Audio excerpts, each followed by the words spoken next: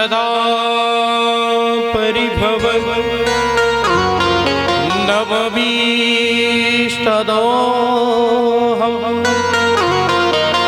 तीर्थास्पदं शिवविरञ्चनतं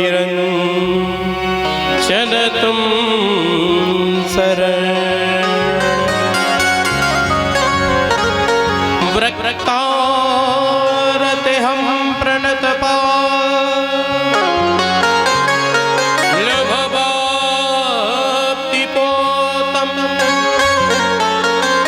वन्दे महापुरुषते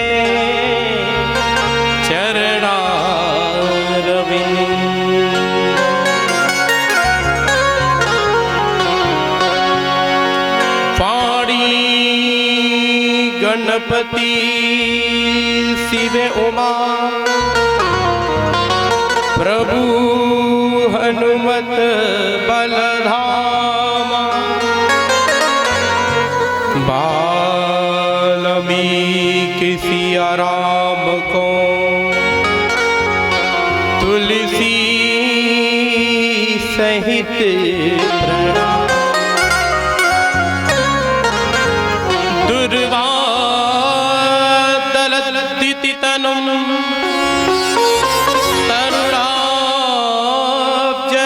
तरुणाब्जनेत्रं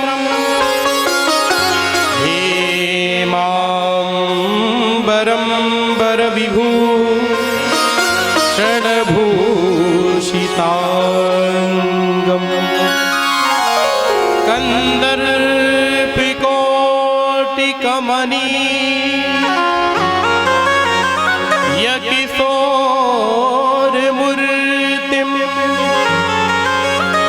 मूर्तिं मनोरथ भुवन भज जानकी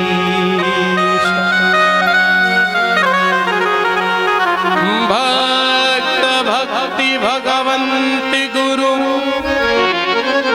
चतुर नाम बपुए इनके पद वंदन किए नासे विघ्न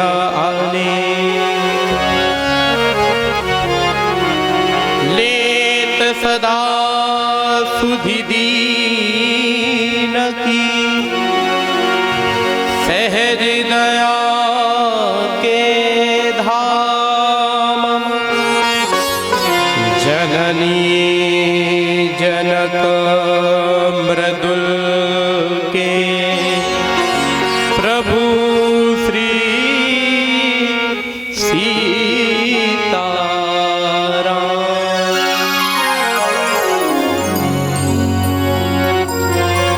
सीताराम मंगल भवन अमंगल हारी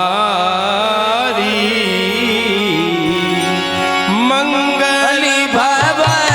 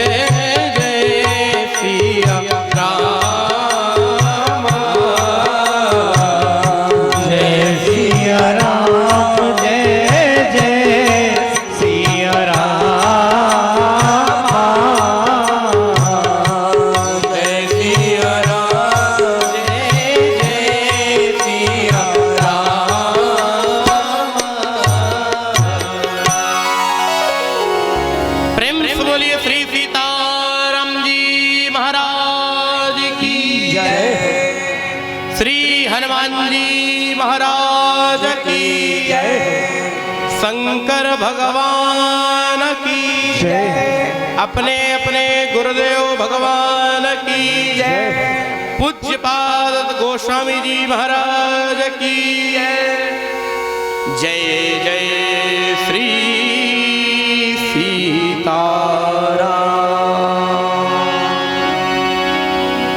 नमः परमहंसाय स्वादिचरण कमल चिन्मकरंदाय भक्तजन मानस निवासाय श्री सीतारामाभ्यां नमः। परम प्रेमास्पद परमात्मा स्वरूप श्रद्धालु श्रोता बंधु श्रद्धामयी माताओं, माता कलकुलुष विनाशनी काम सिद्धि प्रकाशनी सुरवर मुखभासनी विबुध बुद्ध विलासनी भूसरेश प्रकाशनी इच्छित फल प्रदायिनी विमल गंगा का यह सहज स्वरूप भगवान श्री राघवेंद्र सरकार की कथा।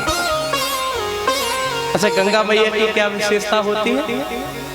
गंगा की क्या विशेषता है? गंगा सकल मुद मंगल मूला, गंगा सकल मुद मंगल मूला, गंगा सकल मुद मंगल मूला।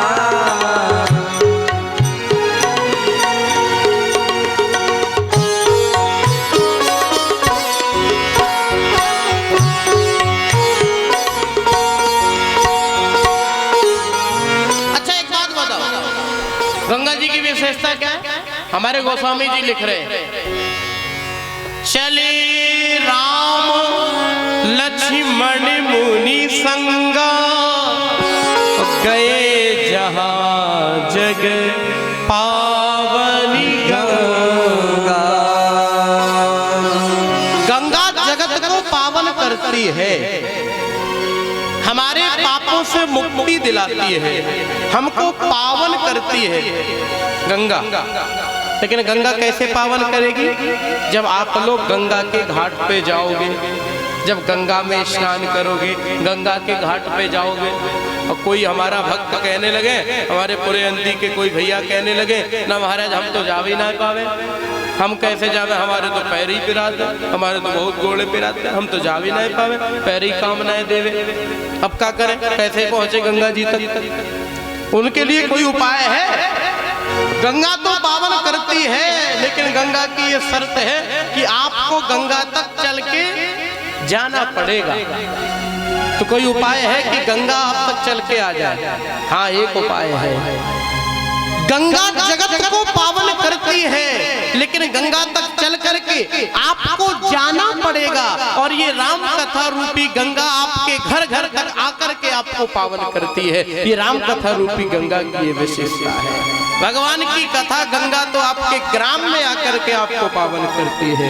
अब लेकिन आपके ऊपर है महाराज, अब गांव में भी आ जाए, मंदिर पे भी आ जाए गंगा, अब लोग गांव में घर से ही ना निकले, तब तो फिर वो नहीं के ऊपर है। हाँ, इतनी विशेषता है कि चलो तुम नहीं जा सकते तो हम ही गांव तक आ जाएंगे। अब गांव तक तो तुम कर जहां तक आ गए वहां तक तो आना ही पड़ेगा। ये गंगा जी की विशेषता है। वैसे ही ये कथा की विशेषता। तीर्थ होता है, तीर्थ, तीर्थ का मतलब क्या होता है? आप लोग जाते हो हरिद्वार, प्रयागराज तीर्थराज है, काशी, अयोध्या, ये क्या है? तीर्थ। और तीर्थ का मतलब क्या होता है? तरंती अनेनेन मानवः सह तीर्था, जहां जाने मात्र से मनोमात्र का तरण तारण हो जाए वो जगह तीर्थ हो जाती है। तरंती अनेनेन मानवः सह तीर्था, लेकिन जाने से तरण तारण होगा। और कोई कहे हम जा ही ना पाए, आप तो अवध मंडल में ही रहते हो, आपके तो बगल में ही अयोध्या है, ये गोंडा जनपद तो धन्य है, बगल में ही भगवान श्री राघव सरकार की जन्मभूमि है।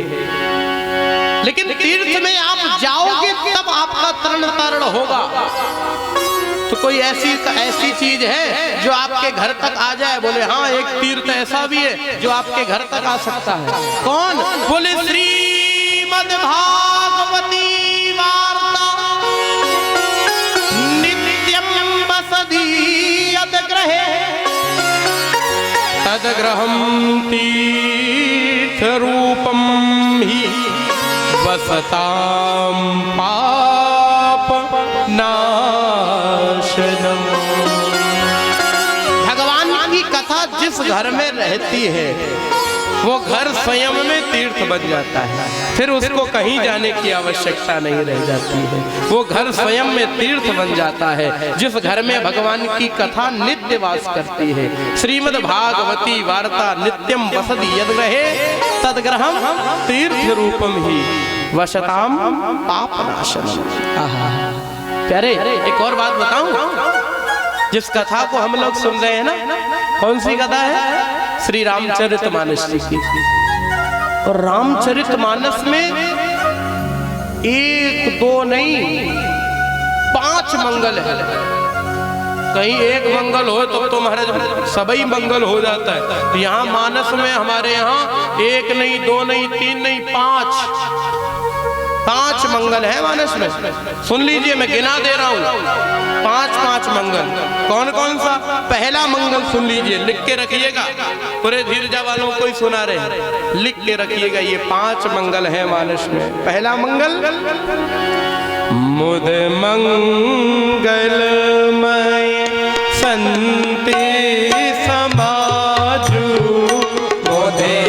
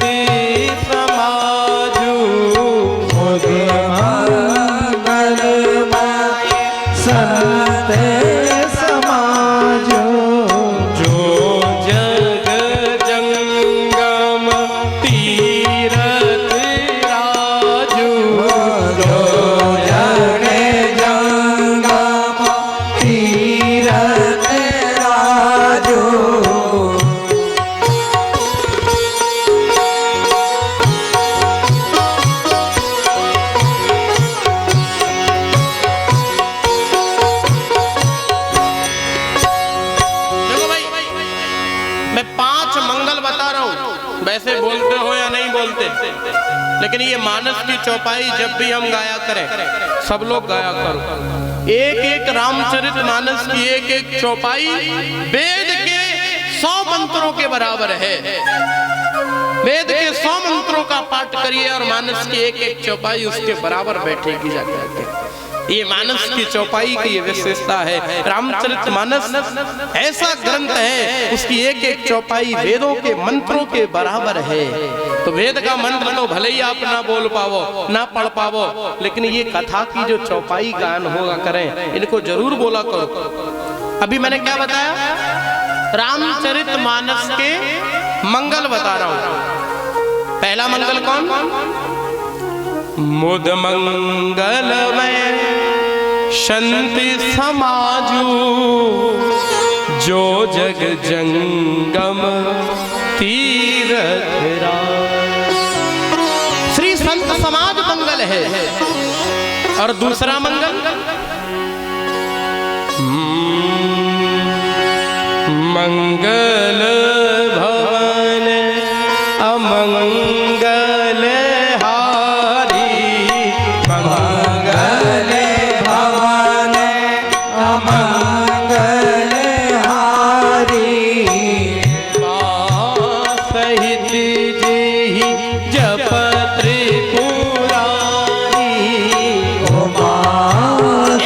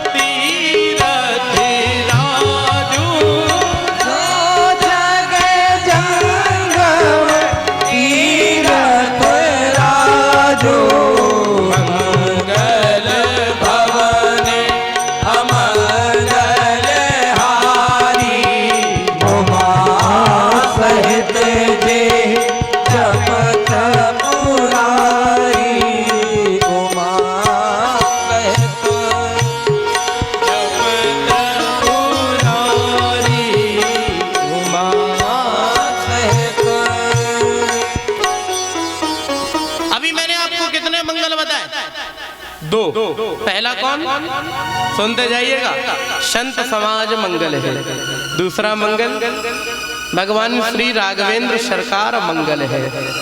और तीसरा मंगल जानी गौरी अनुकूल सियहि हरसि न जाई कही मंजुल मंगल मूल बांग फरकन लगे। कितने हो गए? तीन। तीसरा है कौन? श्री सीता मैया मंगल है। पहला मंगल श्री संत समाज मंगल है, दूसरा मंगल भगवान राघवेंद्र सरकार मंगल है, तीसरा मंगल श्री सीता मैया मंगल है। और चौथा मंगल मंगल मूर्ति मारुति नंदन, मंगल मूर्ति मारुति नंदन, मंगल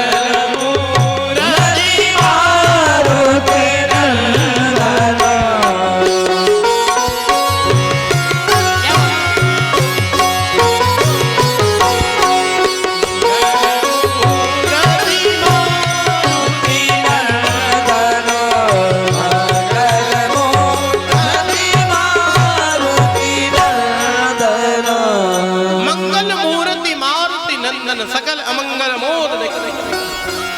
तीसरा चौथा मंगल कौन? श्री हनुमान जी महाराज, मारुति नंदन भगवान हनुमान जी महाराज मंगल। चार हो गए, गिनती है, हम पूछ सकते हैं कल कथा में, पर ये मत कहना महाराज जी पूछ लिया। चारों याद रखना, चार बता दिए। अब पांचवा कौन है? पांचवा भी सुन लो। पहला मंगल श्री संत समाज मंगल है, दूसरा मंगल श्री राम जी मंगल है, तीसरा मंगल जानकी मैया मंगल है, चौथा मंगल श्री हनुमान जी महाराज मंगल है, और पांचवा मंगल कलिमल हरणी मंगल करणी तुलसी कथा रघुनाथ की। कलिमल हरणी मंगल करणी तुलसी कथा रघुनाथ की। सुनिए कथा रघुनाथ की, सुनिए कथा रघुनाथ की।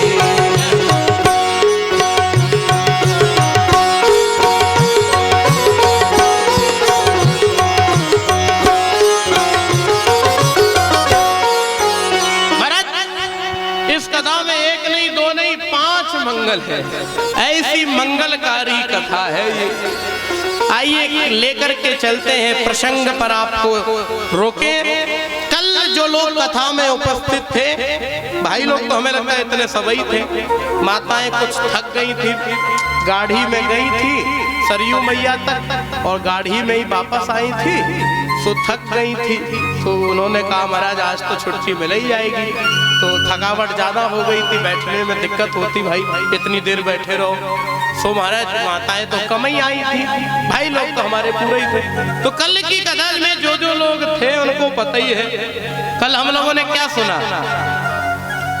अस कहीं जोग अगिन तनु जारा, भयहु सकल मख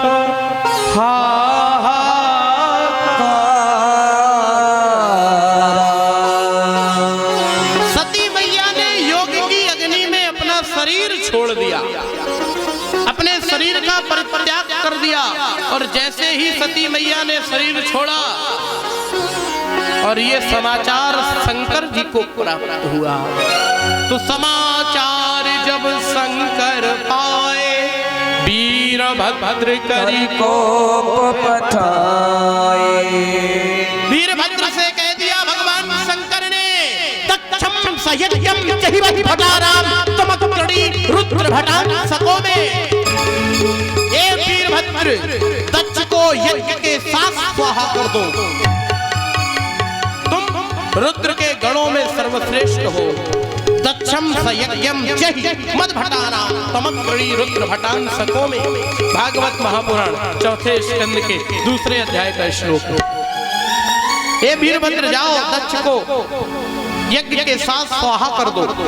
वीरभद्र गए, यज्ञ विध्वंस जाई तीन कीन्हा, सकल सुरन विधि बत फल दीना। भई जग विदित दक्ष गति सोई, भई जग विदित गति सोई। जैसे गति सम क्या सतीय मरत हरि सन बरुमागा, जन्म जन्म शिव पद अनुरागा। मैया सती ने भगवान विष्णु से ये वरदान मांगा कि जन्म जन्म शिव पद अनुरागा, जो भी मेरा जन्म हो हर जन्म में भगवान शंकर की पत्नी ही मैं बनूं। और इस वरदान का प्रभाव क्या क्या हुआ? यही कारण ही गिरी गृह जाई, यही कारण ही अभी कहेंगे बड़े भाव से जाई। जननी पार्वती तन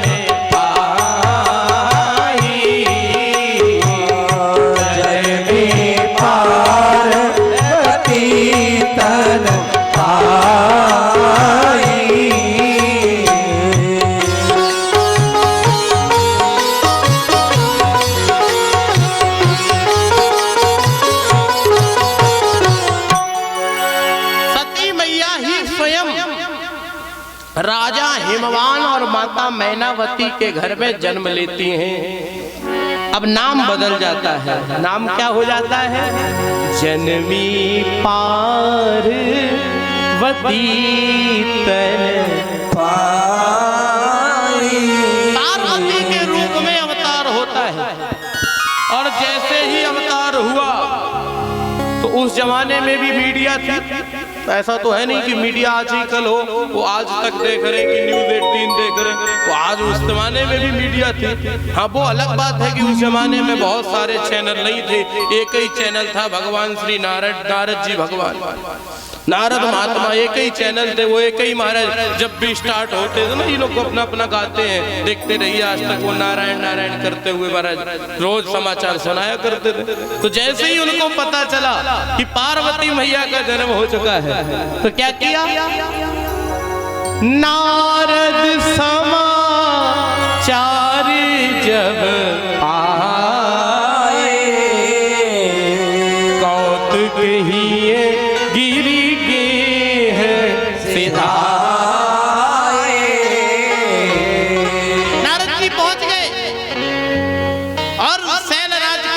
पहुंच गए। और जब कोई महात्मा हमारे घर में पधारता है, हम लोगों के घर में कोई संत, कोई विद्वान, कोई महात्मा पधारता है, तो ये हमारी परंपरा है। क्या किया? शैलराज बड़े आदर की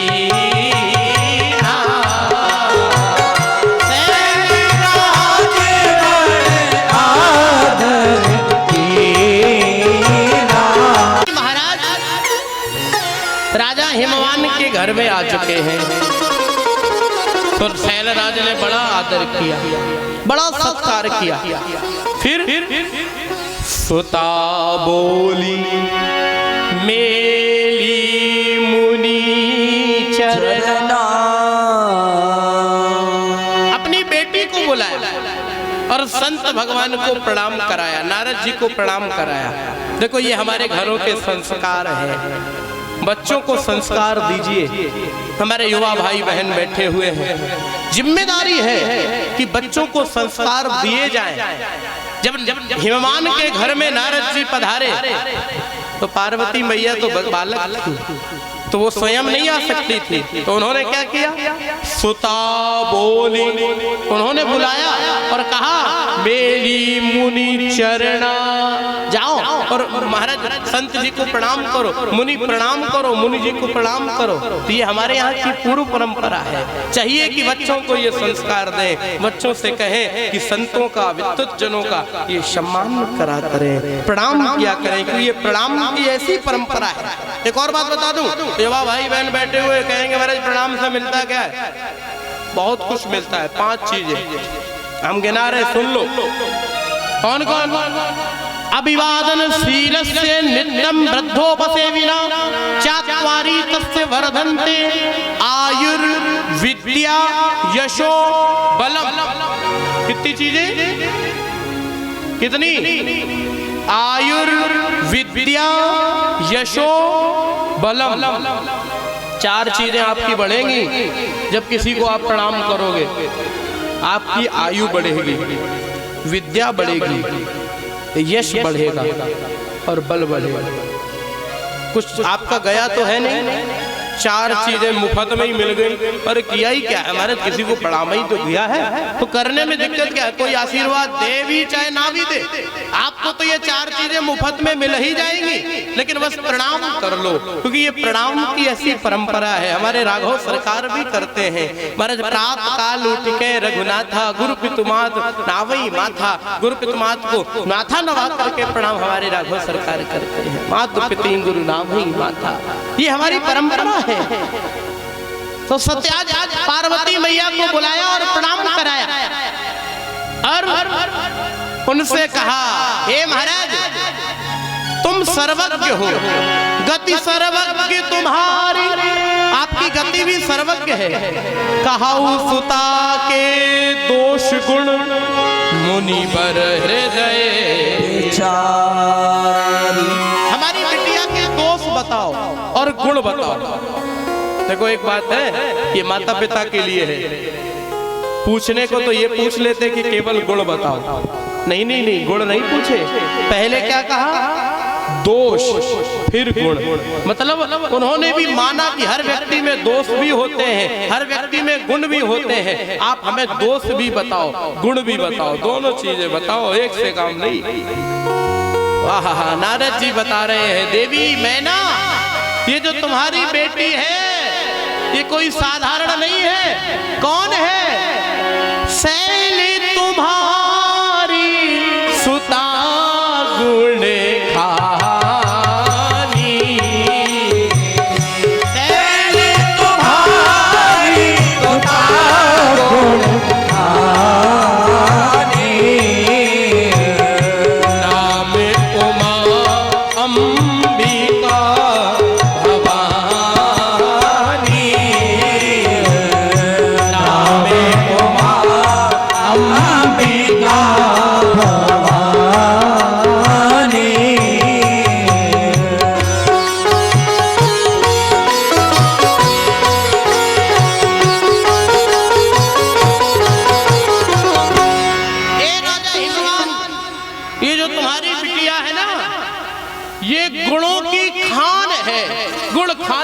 अंबिका तो इसका नाम क्या है? बोले नाम उमा, उमा होगा, और अंबिका, अंबिका नाम होगा, और भवानी, भवानी भी नाम होगा इन्हीं का। बड़े प्रसन्न हुए। लेकिन एक और बात बता दूं, हमारे परेशपुर के लोग बैठे, माताएं बैठी हैं, इन माताओं से अगर हम ये कह दें कि तुम्हारी बिटिया कलेक्टर बन जाएगी, डीएम बन जाएगी, एसडीएम बन जाएगी, एसपी बन जाएगी, बहुत बड़े पद पे जाएगी, कितनी भी कह दे, ये माताएं हमारी उस बात से संतुष्ट होती नहीं जी। हम लोगों से एक ही बात पूछती, महाराज वो तो सब ठीक है, लेकिन ये बताओ हमारी बिटिया को दुल्हा कैसा मिलेगा? दुल्हा का बताओ। मेरे दुल्हा की बड़ी चिंता रहती है। हाँ, ये मैना भैया ने भी पूछा।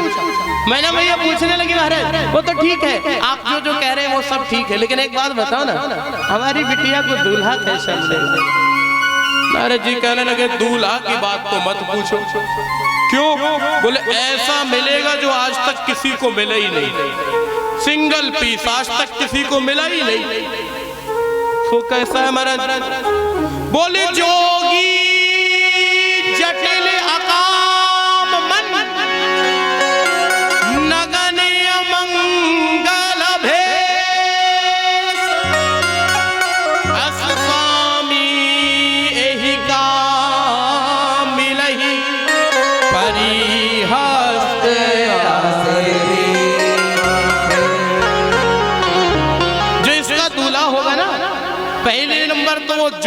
धारण करने वाला होगा, जोगी होगा।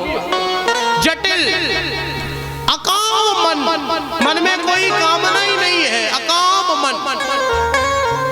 तो पैसे वाला तो होगा, कोई राजा होगा, राजकुमार होगा। नारद जी कहने लगे राजा राजकुमार? अरे इतना पैसे वाला होगा, इतना पैसे वाला होगा, इतना पैसे वाला होगा कि जिंदगी में अपने लिए एक कपड़ा भी नहीं बनवा पाया, नंगा ही रहता, हमेशा नंगा, नगन।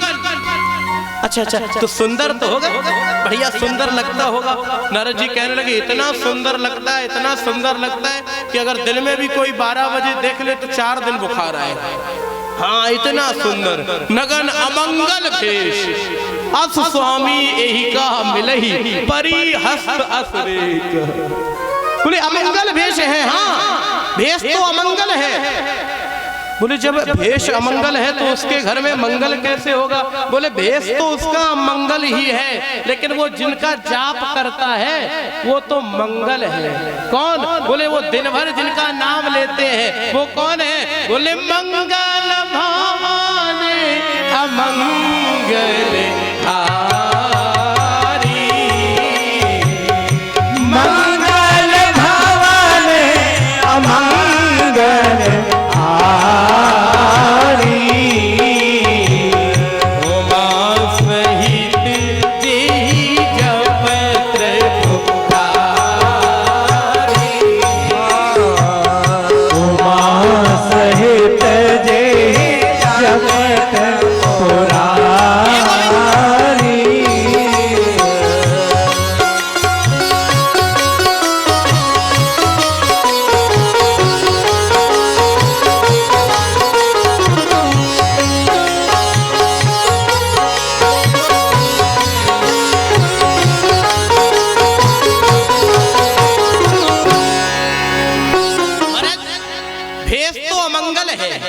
लेकिन वो जिनका नाम लेते हैं ना 24 घंटे, तुम पुनि राम राम दिन राति, सादर जपे अनंग।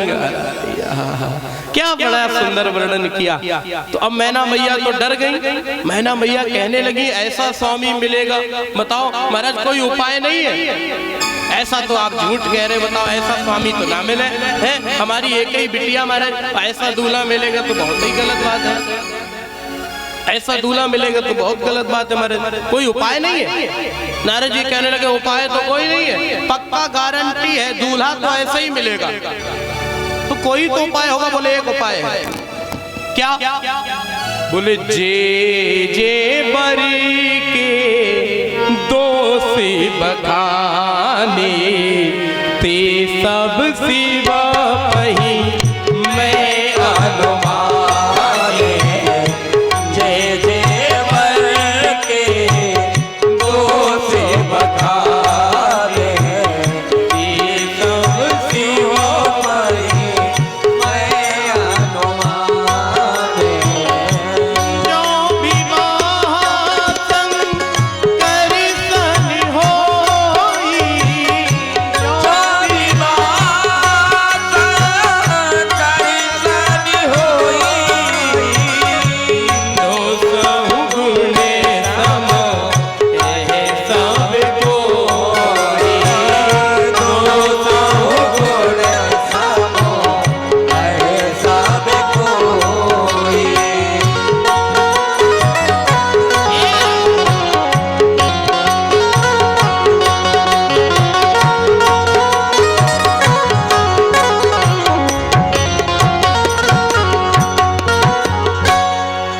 हमने बर के जितने दोष बताए हैं, जितनी कमियां बताई हैं, गुण तो कोई थे नहीं, सब दोष ही थे। हाँ बताओ, दोष ही दोष तो बताए, गुण तो बताए नहीं। तो क्या हो सकता है? बोले उपाय एक है, जितने दोष हमने बताए ये सब भगवान शंकर में फिट बैठते हैं, सब शंकर भगवान में है। तो उपाय क्या है कि अगर शंकर भगवान से विवाह हो जाए, जो विवाह शंकर शन होई, तो दोषों गुण सम कह सब, दोष भी गुण बन जाएगा अगर भगवान शंकर से विवाह होगा। देखो प्यारे, दोष हमेशा दोष नहीं रहेगा, गुण हमेशा गुण नहीं रहेगा, परिस्थितियां बदलने से दोष और गुण बन जाएगा। धर्म हमेशा धर्म नहीं रहेगा, अधर्म हमेशा अधर्म नहीं रहेगा, परिस्थितियों पर आपको चर्चा करनी पड़ेगी। अच्छा, आप लोग क्या कहते हो? काम क्या है? बोलो। अधर्म है ना? सब लोग बोलते हो अधर्म है, हम कह रहे काम धर्म है। क्रोध आप कहते हो अधर्म है, हम कह रहे धर्म है। अब मंच से कह रहा हूँ, व्यासपीठ से कह रहा हूँ, मैं सिद्ध करके दिखाऊंगा। लोग आप लोग कहते हो अधर्म है, हम कह रहे धर्म है। और आप लोग कहते हो गोली मार देना, बोलो ये अधर्म है कि धर्म है? बोलो। अरे अधर्म है गोली मार देना, हिंसा अधर्म है, हम कह रहे धर्म है। गाली देना आप लोग कहते हो धर्म है, हम कह रहे धर्म है। गाली देना भी धर्म है। आप जैसे कहो, हम उल्टी तरफ से ही पढ़ा रहे। दोष हमेशा दोष नहीं रहेगा, गुण हमेशा गुण नहीं रहेगा, परिस्थितियों पर चर्चा करनी पड़ेगी। अच्छा, आपने क्या कहा अभी? गोली मार देना, ये आपने क्या कहा? अधर्म है। हिंसा महापाप होता है, किसी को मारना पाप है, अधर्म है। किसका? हमारा और आपका। और यही बात अगर उन्हें सिखा दी जाए, वो बॉर्डर पे खड़े रहते मिलिट्री के जवान, उनसे कह दिया जाए अहिंसा परमो धर्मा, गोली मारना पाप होता है, तो गया देश काम से। उन्हें तो यही सिखाया जाता है, मैं 17 मारे तुम 47 मारो महाराज, मारते रहो दड़ा। हाँ, उन्हें तो ट्रेनिंग सेंटर में पढ़ाया जाता है कि गोली मार देना भी उनका धर्म है। उन्हें तो अगर मैं जितनी गोलियां ज्यादा चलाएंगे उतनी ही ज्यादा मेडल मिल जाएंगे, सर्टिफिकेट मिल जाएंगे, ब्रिगेडियर बना दिया जाएगा। तो गोली मार देना भी धर्म है, हमारा आपका नहीं, उस सेना का जवान का वो भी धर्म है। क्यों? वो गोली खाना भी तो जानते हैं। आज हमारे कितने ही सैनिक छत्तीसगढ़ में नक्सलाइट बेल्ट में कितने ही सैनिक शहीद हो गए।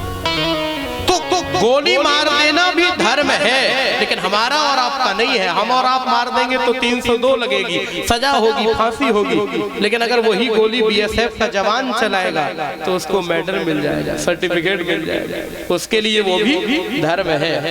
अच्छा, गाली देना धर्म है ना? धर्म है गाली देना, किसी को क्या धर्म होगा? धर्म है। अच्छा, चलो गाली देना धर्म है। जैसे चोर पकड़ा जाए और दरोगा थाने में बैठा हो और फिर वो अगरबत्ती जलाए ले और फिर वो ऐसे पूछे कर्पूर गौरम करुणावतारम, सो बताए देगा। हाँ, वो दरोगा के मंत्र लगे ही होते, वो अपना पढ़ते जैसे ही वो तुरंत बता देता, हाँ भैया यही की चोरी, यही माल रखा है। हाँ, गाली देना भी धर्म है, लेकिन हमारा आपका नहीं, वो उन्हीं का धर्म है। उन्हें तो सिखाई जाती है कि तुम्हें ऐसे ही बोलना, तभी वो बोलेगा, तो बोलेगा ही नहीं। उन्हें कहा वो भी धर्म है। काम धर्म है, अपनी पत्नी में काम भाव रखना गृहस्थी का धर्म है, पराई पत्नी को उस भाव से देखना अधर्म है। क्रोध धर्म है, अपने बालक पर, अपने शिष्य पर क्रोध करना स्वामी का धर्म है, लेकिन कोई पड़ोसी पे क्रोध करे तो ये अधर्म है। लोभ भी धर्म है, घर गृहस्थी चलाने में थोड़ा बहुत लोभ करे तो धर्म है, लेकिन कोई यज्ञ भागवत करावे फिर भी लोभ करे तो अधर्म है। गुड़ी गुणज्ञेषु गुणा भवन्ति ते निर्गुणा प्राप्त भवन्ति दोषान्। गुण हमेशा गुण नहीं रहेगा, अब गुण हमेशा अवगुण नहीं रहेगा, आपको परिस्थितियों पर चर्चा करनी पड़ेगी। अच्छा, जैसे एक बात बताओ, डॉक्टर और डाकू, डॉक्टर कोई बैठे तो नहीं है, बुरा मत मान देना, लेकिन एक बात बताइए, डॉक्टर और डाकू हमें दोनों बराबर ही लगते हैं। नाम भी देख लो, डॉक्टर के नाम के नीचे लिखा होता है विख्यात और डाकू के नाम के नीचे लिखा होता है कुख्यात। दोनों के नाम भी एक ही जैसे मेल करते हैं, डॉक्टर डाकू एक ही राशि है। और एक और बात बताए, मरे जी या चाय जी को दोनों का मतलब भी राशि से ही है। हाँ, मतलब किसी का नहीं, दोनों का मतलब भी राशि, समझते ना, ये वाली राशि। हाँ, मतलब भी दोनों का राशि से ही है, दोनों की राशि भी एक है। और डॉक्टर को इनाम दिया जाता है, डाकू पर इनाम घोषित किया जाता है। एक एंगल से आप मिलाते चले जाओ, दोनों में बिल्कुल समानता दिखाई पड़ेगी। डॉक्टर भी छुरी का प्रयोग करता है, डाकू भी छुरी का प्रयोग करता है, डॉक्टर भी चीर फाड़ करता है, डाकू भी चीर फाड़ करता है, और डॉक्टर भी रक्त गिराता है, खून को डॉक्टर भी फैलाता है, गिराता है, डाकू भी खून को गिराता है, फैलाता है, चीर फाड़ करता है। लेकिन एक अंतर है प्यारे, छुरी देख करके आप निर्णय नहीं कर पाएंगे कि ये डॉक्टर है कि डाकू है। क्यों? डॉक्टर छुरी का प्रयोग किसी को जान देने के लिए करता है और डाकू छुरी का प्रयोग किसी की जान लेने के लिए करता है। आप छुरी देख करके निर्णय नहीं कर पाएंगे कि ये डॉक्टर। गुड़ी गुणकेश गुणा भवन्ति ते निर्गुणा प्राप्त भवन्ति दोषान। गुण हमेशा गुण नहीं रहेगा, अवगुण हमेशा अवगुण नहीं रहेगा। आपको परिस्थितियां बदलने से सब कुछ बदल जाता है। गुण और दोष, इनसे दृष्टि हट रहा है। हमारे एक महात्मा बुंदेलखंड में गाया करते थे, क्या? गुण दोष से दृष्टि हटाकर, गुण और दोष देखो ही नहीं, गुण दोष से दृष्टि हटाकर जग राम सिया में देखो।